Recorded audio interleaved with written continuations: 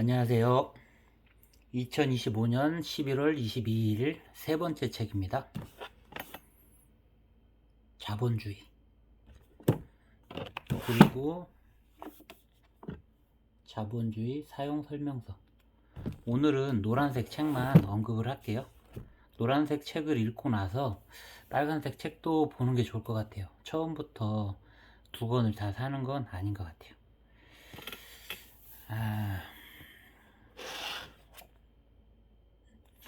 그냥 오늘은 좀 두서없이 그냥 페이지별로 쭉 한번 어떤 내용들이 있는지 한번 볼게요. 이 겉페이지를 보면 자본주의 EBS 자본주의 제작팀 정지은 고희정 지음이라고 나와 있어요. 쉬지 않고 일하는데 나는 왜 이렇게 살기 힘든가? 빚지는 사람이 있어야 돌아가는 사회.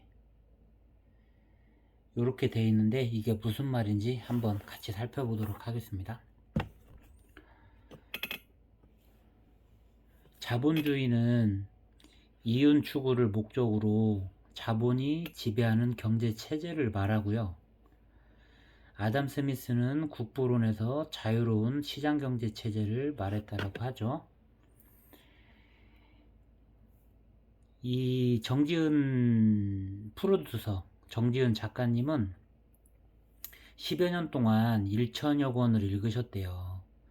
그러면은 1년에 100권 정도의 경제 서적을 읽으신 건데, 그렇게 하셨는데도 이게 뭔가 풀리지 않는 숙제 같은 게 있으셔서 취재를 하시고 세계 각처를 돌면서 이 석학들, 뭐 박사님들, 뭐 경제학 그런 계통에 있으신 분들을 취재를 한 다음에 이 책을 펴줬다라고 하거든요. 제가 좀 깜짝 놀랐던 부분은 29페이지 보면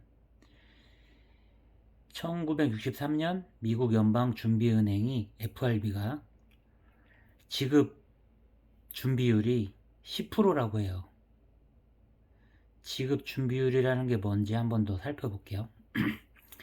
이제 역사적으로 예전에 저희가 뭐 조개 껍데기로 화폐를 했을 그런 시절이 있었을 거고, 그 다음에 이제 뭐 금을 가지고서 화폐로 썼었는데, 영국에 금 세공업자가 있었대요. 근데 그 사람한테 사람들이 이제 금을 맡겼겠죠. 금을 맡기고 거기에다가 어떤 금 교환증 같은 걸로 해서 이제 종이로 뭐 돈을 이제 가지고 가고 뭐 요런 게 했었을 때가 있었다고 하더라고요. 그러면은 무거운 금을 들지 않고도 현금을 가지고 이제 이동할 수도 있고 그렇게 했겠죠. 그거는 이제 개인이 그렇게 했었던 거고, 그거를 영국 왕실에서 허가를 해줬던 그런 이제 사건이 벌어지는 거죠. 17세기 영국에서 그 금 세공업자들 금에 대한 영수증 그것을 이제 국가적으로 이제 인정을 해줬던 그런 시기가 있었다라고 해요. 근데 여기서 무서운 게 뭐냐면 금 세공업자가 금을 담보로 금에 대한 영수증 이제 돈이라고 가정을 해볼게요. 그걸로 이제 돈으로 했었으니까요. 근데 금을 가지고서 영수증을 쏘주다 보니 사람들이 금을 안 찾아가겠죠. 금은 무거우니까. 그렇게 하다 보니 금세공업자 창고에 쌓이는 금의 양이 많아지고, 그 금이 많아지다 보니까 그 금을 바깥으로 융통도 하고 요렇게도 했을 때 10% 정도만 창고에 가지고 바깥으로 돌려도 이게 전혀 문제가 없었다라는 거죠. 거기서 아까 미 연방준비은행 FRB 부분 지급 준비율이 10%라고 했죠. 그러면 대한민국 시중은행 지급 준비율은 얼마냐? 7%예요. 7%. 그리고 한국은행 지급 준비율은 3.5%예요. 그러면 단순하게 만약에 내가 우리 동네 은행에다가 100만 원을 예치를 하면 그 은행에서는 7만 원만 놔두고 93만 원은 대출도 해주고 그걸로 이자도 받고 사는 거예요. 그래서 예전에 뱅크런 사건 같은 게 있다고 하면 왜 은행에서 뱅크런이 일어나지? 이게 아니라 그 친구들은 지급준비율이 7%밖에 안 되기 때문에 은행에 돈을 쌓아둘 일이 없는 거죠. 우리들은 당연히 은행에 돈이 있다라고 막연하게 생각을 하고 살겠지만요.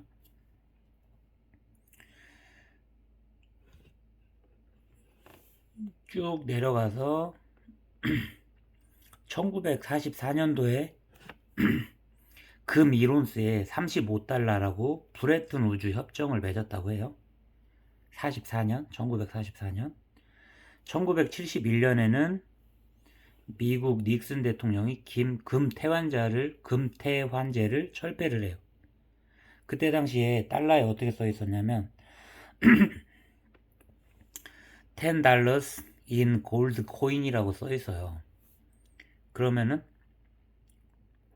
$10 안에 달러를 갖고 오면 그 금으로 바꿔준다는 얘기죠. 죄송합니다. 근데 지금 달러에는 골드라는 말이 없어요. 그냥 $1라고만 써 있거든요. 이게 83페이지 내용이에요. 그러면은 화폐가 조개 껍데기에서 금에서 달러로 오게 되는 요런 내용인 거죠. 근데 거기에 우리가 간과해서 안 될 일은 지급준비율이 시중은행은 7%라는 거. 그러면 내가 쉬지 않고 일하는데 나는 왜 이렇게 살기 힘든가? 어찌 보면 우리는 월급 벌고 그냥 열심히 삶을 살면서 은행이 돌아갈 수 있게끔 현금을 갖다 주는 역할밖에 하고 있지는 않은가 라고도 이제 생각을 해볼 문제라는 거죠. 이게 지금 자본주의라는 책이 400페이지 가량 돼요. 근데 이제 여기가 100페이지 가량의 얘기가 끝난 거고, 이제 쭉 보면 호황이 지나면 위기가 찾아온다. 283페이지, 286페이지 아담 스미스 국부론. 보이지 않는 손을 얘기하셨던 분인데, 부가 올라가면 분배를 해야 되지 않냐? 라는 인간 애정에 대한 측면이 강하셨던 분이에요. 아담 스미스는.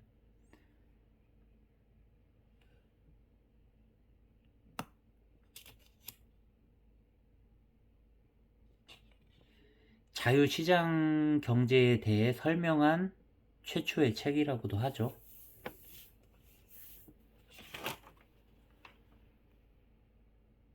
301페이지 쉬지 않고 일해도 왜 가난한가? 독일 칼 마르크스 자본론.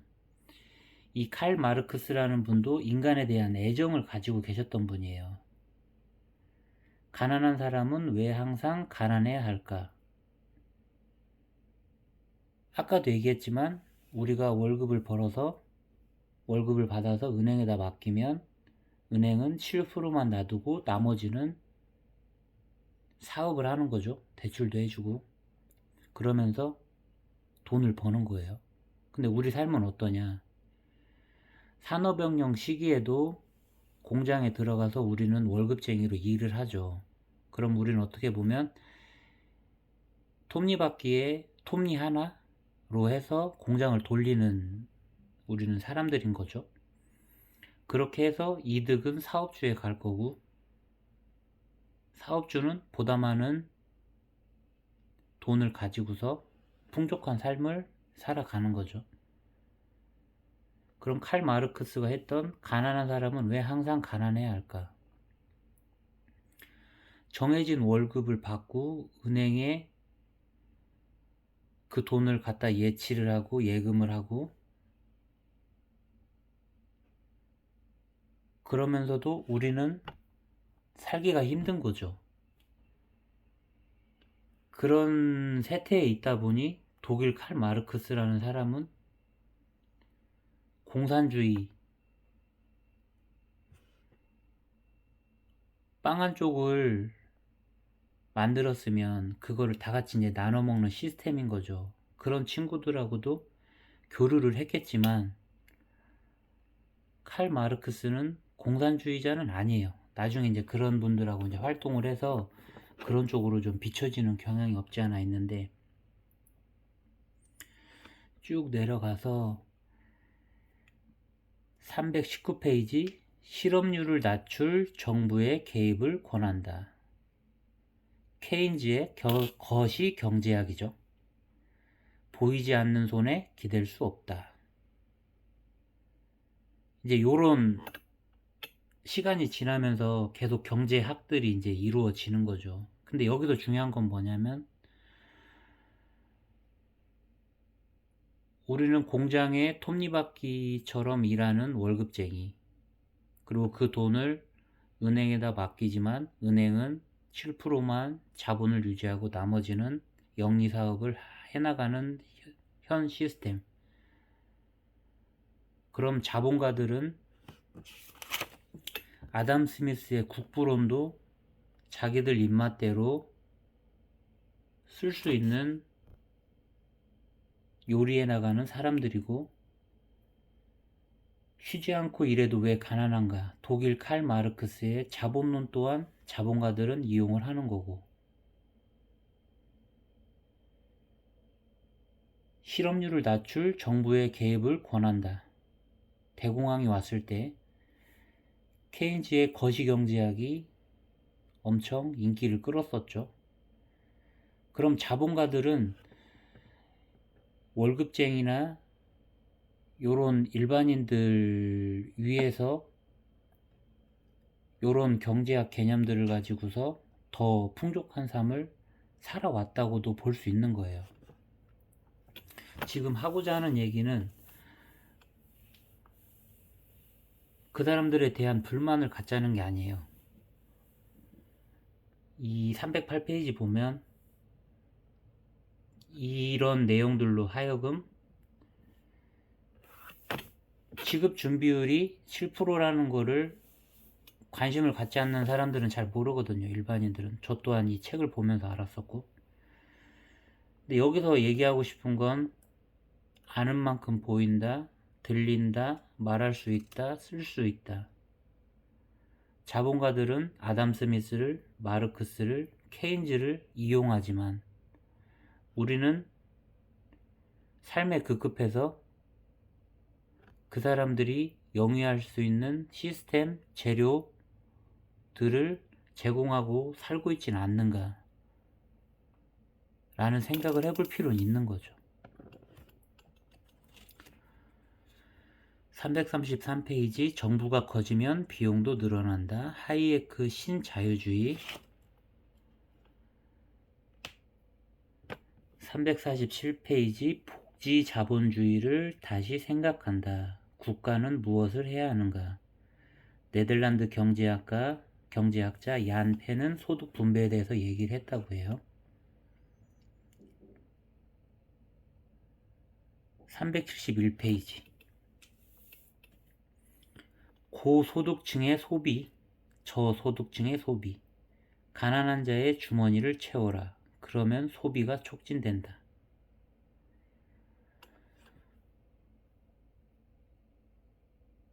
자본가들은 아무리 경기가 안 좋아도 먹고 살 수 있고 그 사람들 문화생활을 누릴 수 있는 충분한 자본이 있어요. 하지만 저소득층은 그러기가 힘들겠죠. 하지만 사회 경제가 돌아감에 있어 일반 저소득층의 역할은 되게 중요하죠. 왜냐하면 소비 진작이 안 되면 그 만들어진 물건도 안 팔릴 거고, 그러면 이제 사회 경제가 안 돌아가는 거죠.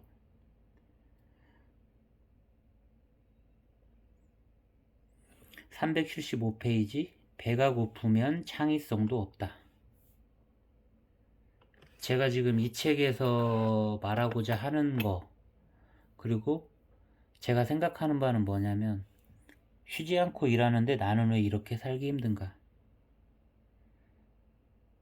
이 말인즉슨 375페이지, 배가 고프면 창의성도 없다. 이 말에서 답을 찾을 수도 있을 것 같아요. 급급한 하루하루, 급급한 한 달, 1년, 10년은 내가 생각할 그런 여유를 주질 않는다는 거죠. 배가 고프면 창의성도 없다. 내가 일하지 않고도 어떻게 살아갈 수 있는 시스템을 만들 수 있는 여러 가지 방법들이 있는데, 그거에 대한 생각할 겨를이 없는 거죠.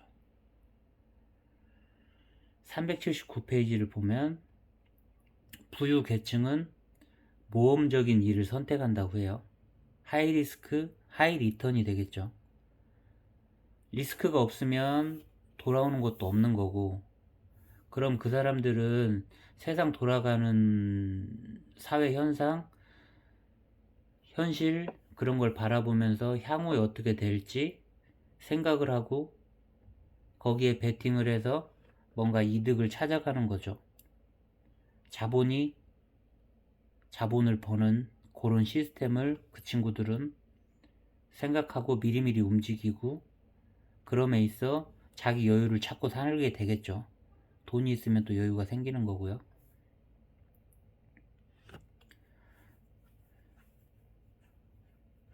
이 저자는 얘기해요. 379페이지. 복지국가는 약자를 돕는 개념이 아니다. 창의성의 기본 조건, 국가 미래 성장은 거기에 있다라고 말씀을 하시거든요. 창의성이 곧 복지국가라는 말씀을 하시는 것 같아요.